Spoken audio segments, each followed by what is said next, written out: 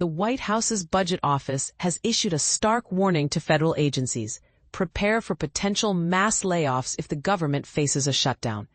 This directive, which has been communicated through a memo from the Office of Management and Budget (OMB) and was reported by CNN, marks a significant shift in how the government has previously managed shutdown situations. It also represents a heightened level of tension from the Trump administration as it finds itself in a standoff with congressional Democrats regarding federal funding.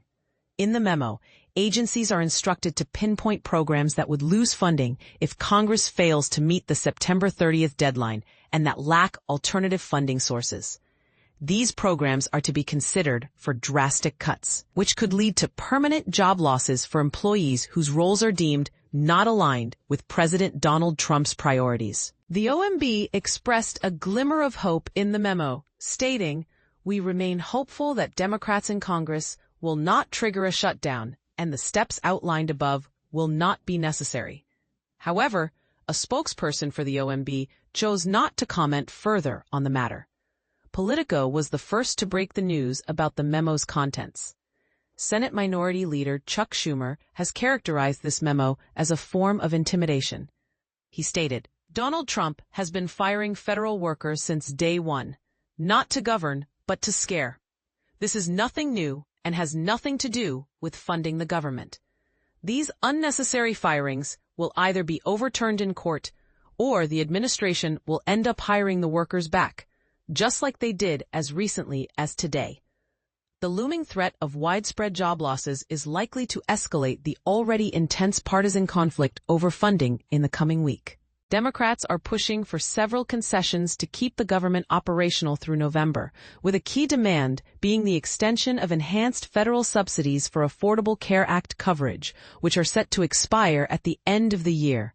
So far, the White House and congressional Republicans have resisted these demands, insisting on a clean extension without additional provisions. Earlier this week, Trump even canceled a scheduled meeting with Democratic leaders aimed at resolving the funding deadlock, outright rejecting their requests.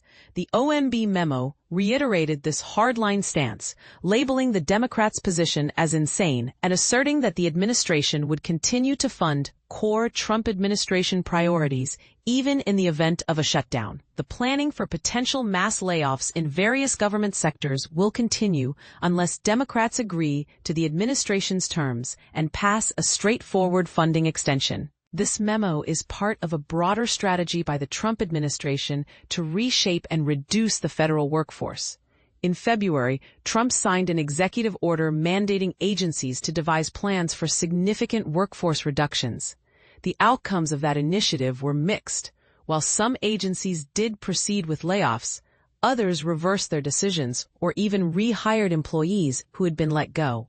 This current initiative was hinted at in a previous memo sent by the OMB and the Office of Personnel Management in late February, which instructed agency leaders to identify all components and employees performing non-mandatory functions who are not typically classified as essential during funding lapses. In a somewhat unusual move, the OMB has not yet made agencies' shutdown contingency plans publicly available, despite the impending funding lapse.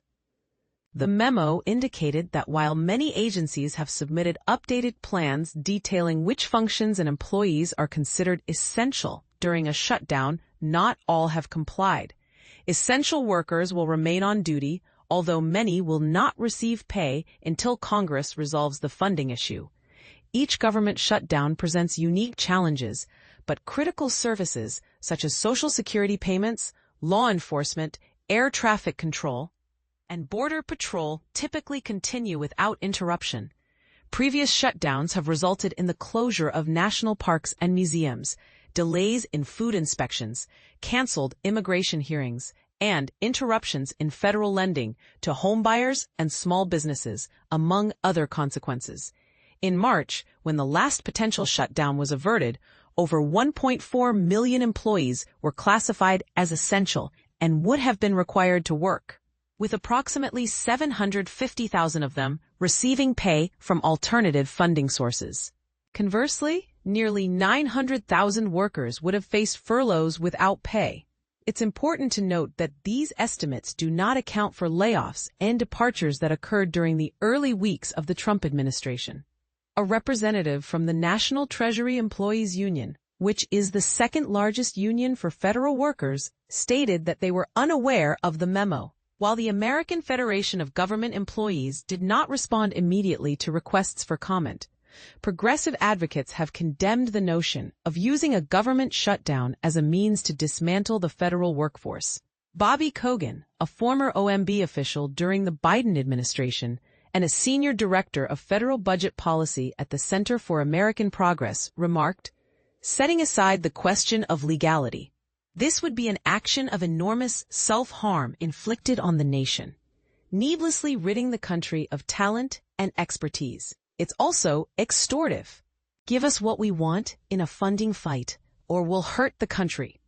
This situation raises critical questions about the future of federal employment and the implications of using budgetary tactics as a means of political leverage. What are your thoughts on this approach? Do you believe it is justified to threaten job losses in the name of political negotiations?